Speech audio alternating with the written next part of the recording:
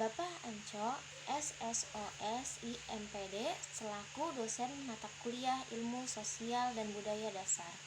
Pertama-tama, izinkan saya memperkenalkan diri.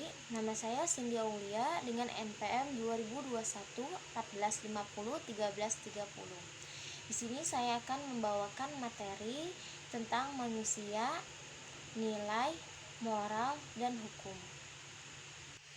Manusia, nilai, moral, dan hukum merupakan sesuatu yang tidak dapat dipisahkan. Masalah-masalah serius yang dihadapi bangsa Indonesia berkaitan dengan nilai, moral, dan hukum, antara lain mengenai kejujuran, keadilan, penjilat, dan perbuatan negatif lainnya. Sehingga perlu dikedepankan pendidikan agama dan moral, karena dengan adanya panutan, nilai, bimbingan, dan moral dalam diri manusia akan sangat menentukan kepribadian individu atau jati diri manusia, lingkungan sosial, dan kehidupan setiap insan. Pendidikan, nilai yang mengarah kepada pembentukan moral yang sesuai dengan norma kebenaran menjadi sesuatu yang esensial bagi pengembangan manusia yang utuh dalam konteks sosial. Secara bahasa manusia berasal dari kata manu, Sanskerta, mens Latin, yang berarti berpikir, berakal budi, atau makhluk yang berakal budi mampu menguasai makhluk lain. Secara istilah, manusia dapat diartikan sebuah konsep atau sebuah fakta, sebuah gagasan atau realitas, sebuah kelompok, genus, atau seorang individu. Manusia adalah makhluk yang tidak dapat dengan segera menyesuaikan diri dengan lingkungannya. Selanjutnya ada nilai. Nilai dapat diartikan sebagai sifat atau kualitas dari sesuatu yang bermanfaat bagi kehidupan manusia, baik lahir maupun batin. Bagi manusia, nilai dijadikan sebagai landasan, alasan, atau motivasi dalam bersikap atau bertingkah laku, baik didasari maupun tidak. Selanjutnya ada moral. Moral adalah perbuatan atau tingkah laku atau ucapan seseorang dalam berinteraksi dengan manusia.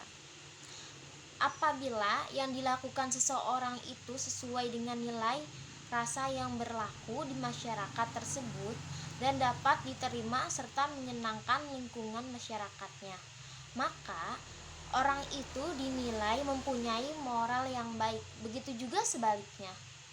Jadi, moral adalah tata aturan norma-norma yang bersifat abstrak yang mengatur kehidupan manusia untuk melakukan perbuatan tertentu dan sebagai pengendali yang mengatur manusia untuk menjadi manusia yang baik.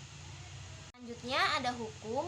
Hukum adalah sistem yang terpenting dalam pelaksanaan atas rangkaian kekuasaan kelembagaan dari bentuk penyalahgunaan kekuasaan dalam bidang politik, ekonomi, dan masyarakat dalam berbagai cara dan bertindak sebagai perantara utama dalam hubungan sosial antar masyarakat terhadap kriminalisasi dalam hukum pidana yang berupaya cara negara dapat menuntut pelaku dalam konstitusi hukum, menyediakan kerangka kerja bagi penciptaan hukum, perlindungan hak asasi manusia, dan memperluas kekuasaan politik serta cara perwakilan di mana mereka yang akan dipilih.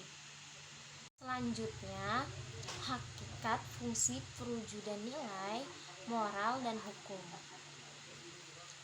Terdapat beberapa bidang filsafat yang ada hubungannya dengan cara manusia mencari hakikat sesuatu.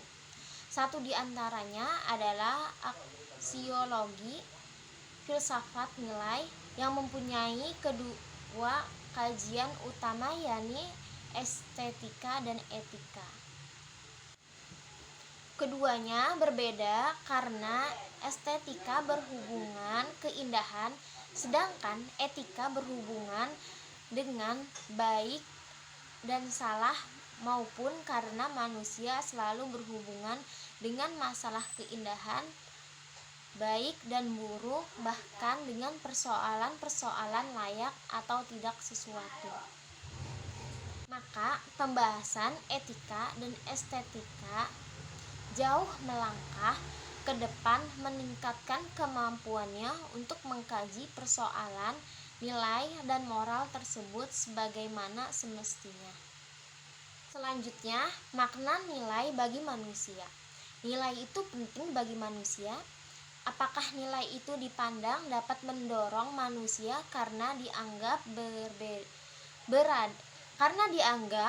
berada dalam diri manusia, atau nilai itu menarik manusia karena ada di luar manusia, yaitu terdapat pada objek.